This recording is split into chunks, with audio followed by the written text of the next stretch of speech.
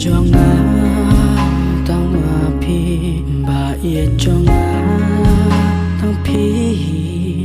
ngala ra cứ ban tay chính em jonga bát pi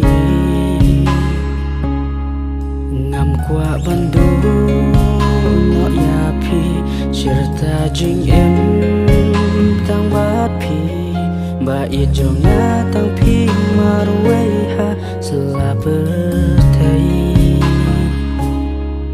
kum po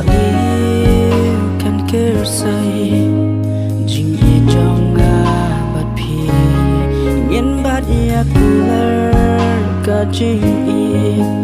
hadu lenter kisni ba ye yanga bat pi uplay tin lenti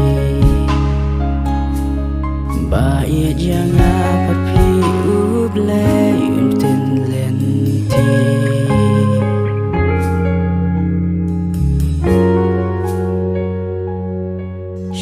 Shisha ya pi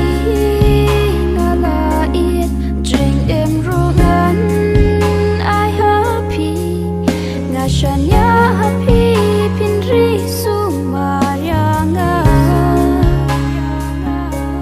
jing it pa ko do shisha ngan aya pi it lenta ngashan ya happy pinri